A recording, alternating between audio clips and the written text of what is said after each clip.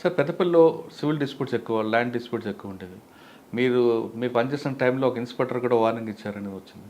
అంటే చాలా వరకు వస్తూ ఉంటుందండి. ఎప్పటికి ఏదో ఒకటి ఎవరెవరో చేస్తూ ఉంటారు. చేసినప్పుడు అది వార్నింగ్ అంటే వాళ్ళని కొంచెం కరెక్ట్ చేసుకోమనడం ఇట్స్ మీకన్నా ముందు ఒక డీసీపీ బాగా ఇష్యూ చేసి వెళ్ళారని. అది వాళ్ళ అది అది ప్రూవ్ వాళ్ళ ఎంక్వైరీలో తేలుతుందని మనం చెప్పలేము. బట్ మేమున్నప్పుడు at our tenure we should ensure that మా మా టెన్యూర్‌లో ఏం కావద్దని చూస్తాం. మీకు బాగా గుర్తుండిపోయిన కేసు చెప్పండి అప్పుడు ల్యాండ్ డిస్ప్యూట్ అక్కడ. మీరు ఒక ఎస్‌వైపీ ఫాలో అయ్యారు అక్కడ. మీరంటే మేబీ అందరూ బయట వాళ్ళు అనుకోవచ్చు. మాకైతే రెగ్యులర్‌గానే అనిపిస్తుంది. ఎనీ కేస్ ఎనీ పర్టిక్యులర్‌గా మీకు పెద్దపల్లి దగ్గర ఒక ఓల్డ్ ఏజ్ వాళ్ళ కాదు. ఒక ఎన్ఆర్ఐ కేసు ఒకటి వస్తది. ఆయన భూమిని కబ్జా చేస్తారు. లేఅవుట్ వేసి వాళ్ళు కాంపౌండ్ కట్టి వెళ్ళిపోతే మీరు సర్వే చేయించి దగ్గరుండి వాళ్ళకి హ్యాండ్ ఓవర్ చేయించారు. ఎన్ఆర్ఐది ఏమో ఐడియా లేదండి. అంతకుముందు అయితే ఒక పోలీస్ ల్యాండ్ ఓవర్ కబ్జా చేస్తే మాత్రం నైట్ దాన్ని డిమాలిష్ చేసి దాన్ని ప్లాంటేషన్ చేసాము. సో అంటే అదొకటి. పోలీస్ ల్యాండ్ కబ్జా చేసే అంత స్థాయిగా ఉన్నారు అక్కడ. అంటే అప్పుడు వీళ్ళు పట్టించుకోలేదు.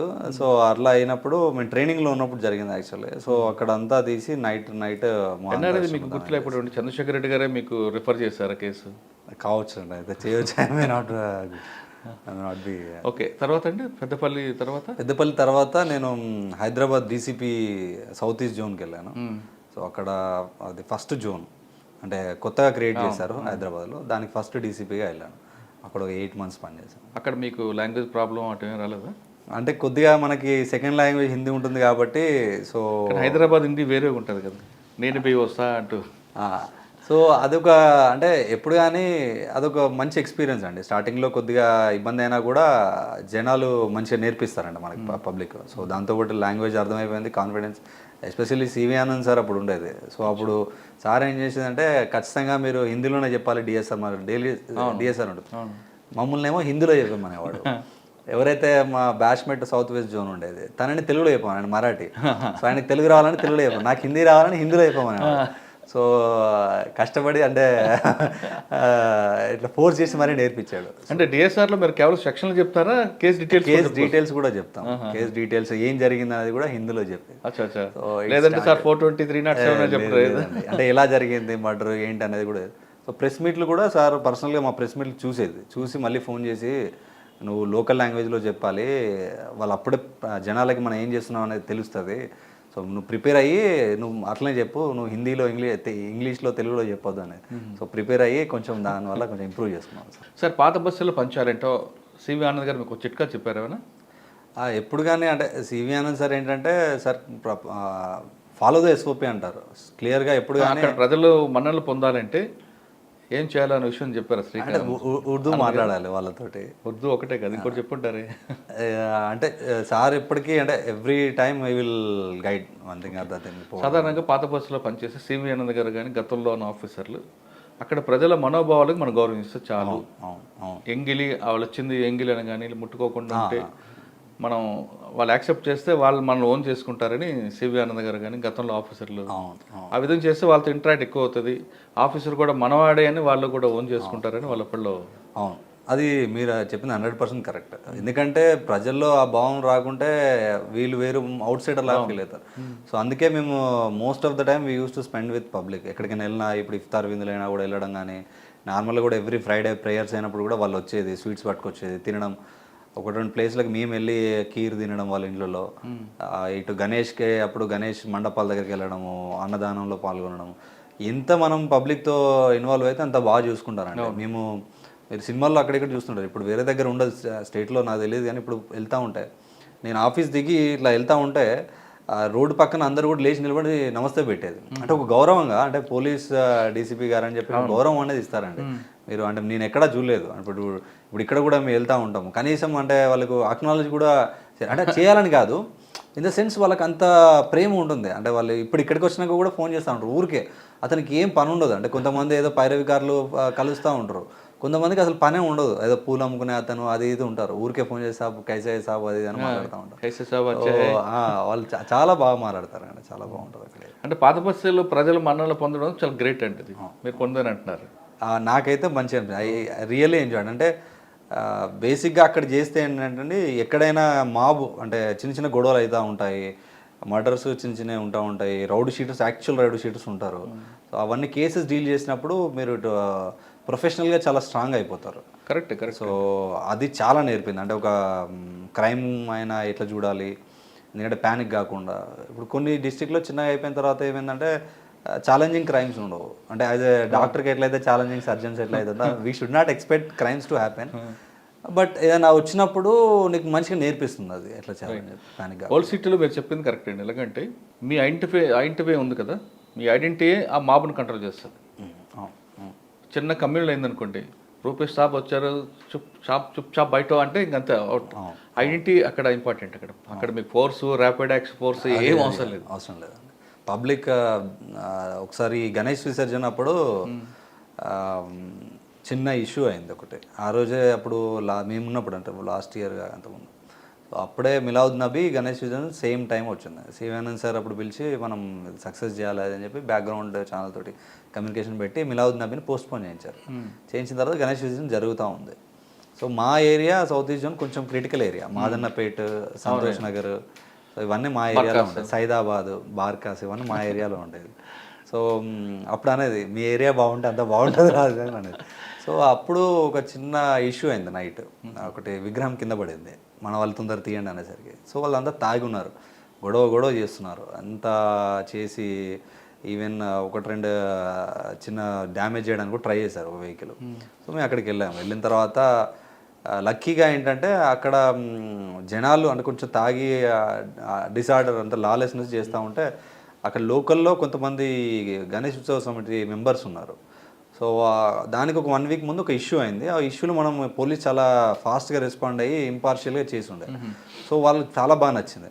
ఆ రోజు వెళ్ళిన తర్వాత నేను చెప్పాను, మా తప్పేం లేదండి, అది కింద పడింది, ఇప్పుడు నేనే తీసుకెళ్తా అంటున్నా, నేను పోలీస్ కార్లో తీసుకెళ్తా అంటున్నా, మీ మనోభావాలు దెబ్బతింటే, సో మీరు సహకరించాలి, ఇట్లా 2-3 గంటల నుండి గొడవ చేయొద్దు, సెన్సిటివిటీ, సిటీ అంతా మంచిగా జరుగుతుంది, మనం ఇక్కడ చేయొద్దు అని అంటే గణేష్ ఉత్సవ సమితి మెంబర్సే వచ్చి, సార్ మీరు నాకు ½ అన్ అవర్ టైం ఇవ్వండి సార్, మీరు మాట్లాడొద్దు, నేనే మాట్లాడి చేస్తామని అక్కడున్న హిందూ వాహిని వాళ్ళు వీళ్ళు వచ్చి వాళ్ళతో మాట్లాడి, వాడు తాగుంటే వాడిని వాళ్ళే కొట్టి వాడిని పక్కకు పెట్టి అది తీసుకుని వచ్చి చేశారు. ఒక 4-5 అవర్స్ టెన్షన్ క్రియేట్ అయింది. But luckily we have saved that. అక్కడే నేను చూసి చదువుతానండి, బాలాపూర్ వినాయకుడు క్రాస్ అయిందంటే సిటీ కమిషన్ హాయ్ పడుకుంటారు ఆయన. హోల్ సిటీ క్రాస్ అయిందంటే చాలు. పర్టికులర్గా మీరు చెప్పిన ఆ ఏరియా ఇప్పుడు బాలాపూర్ అనేది మన అక్కడ బాలాపూర్ నుంచి స్టార్ట్ అయ్యి బార్కాస్ ఏరియాస్ నుండి వస్తుంది, వచ్చి పలక్నామా ఎంటర్ అయితే మా జోన్ క్లియర్ అయిపోతుంది. పలక్నామా టెంపుల్ దాటిందంటే అయిపోయినట్టు. సిటీ కమిషనర్ గారు హ్యాపీగా ఉంటారు, లేదంటే కొంచెం టెన్షన్ ఉంటుందండి. ఏ వినాయకుని ట్రాక్ చేసినా చేయకుండా ఆ వినాయకుని ట్రాక్ చేస్తారు. సో సెట్లు అడుగుతూ ఉంటారు, ఎక్కడ దాకా వచ్చింది బాలాపూర్, ఎక్కడ దాకా అది ఎక్కడుంది, టైల్ ఎక్కడుంది, ఇది అడుగుతుంటాడు. ఒకప్పుడు అలా ఉండండి, ఇప్పుడు కొంచెం చేంజ్ అయిపోయినాడు. పబ్లిక్ లో కూడా వాళ్ళ యాటిట్యూడ్ చేంజ్ అయిపోయింది.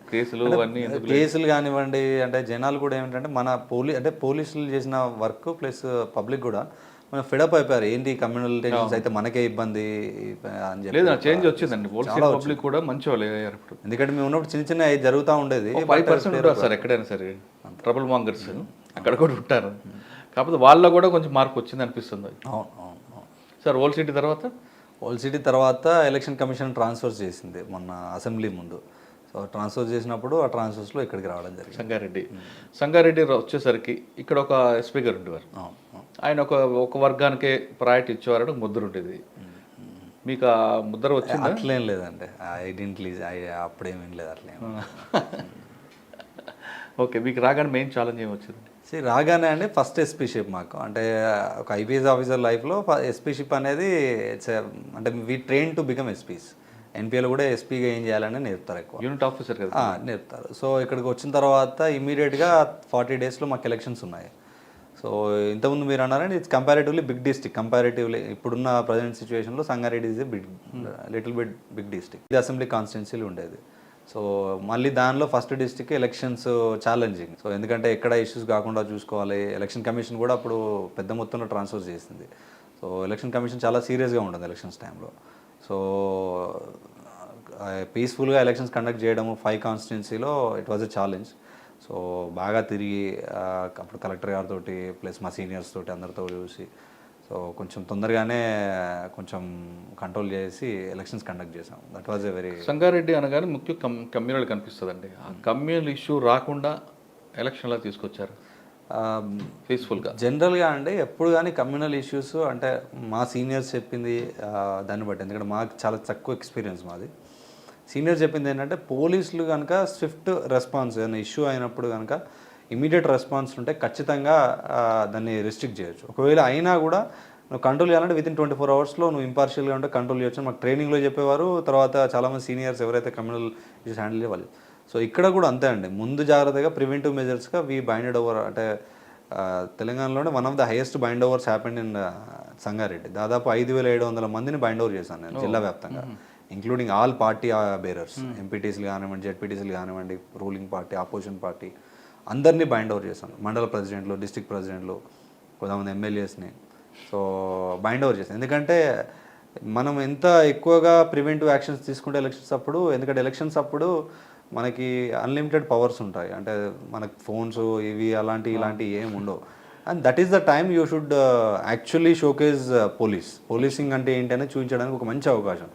ఆమె కొత్తగా ఎస్పీకి వచ్చాను కాబట్టి మా సీనియర్స్ కూడా ఒకటే అన్నారు, హౌ టు షో అప్పుడు మాకు ఐజీ షానవాజ్ కాసిం సార్ ఉన్నాడు, పంపించేటప్పుడు పిలిచి అన్నాడు, నువ్వు చూపించాలి ఐపీఎస్ ఆఫీసర్ ఒక యూనిట్ హెడ్ చేస్తే ఎట్లా ఉంటుందో, you have to show them difference అని అన్నాడు. అది కొంచెం మంచిగా అనిపించింది. సో అలా ఒక 5,700 మందిని చేయడము. ఇక కొంతమందిని ఎక్స్ఎమ్మెల్యే వాళ్ళు వీళ్ళు ఉంటే చేయాల్సి వచ్చింది.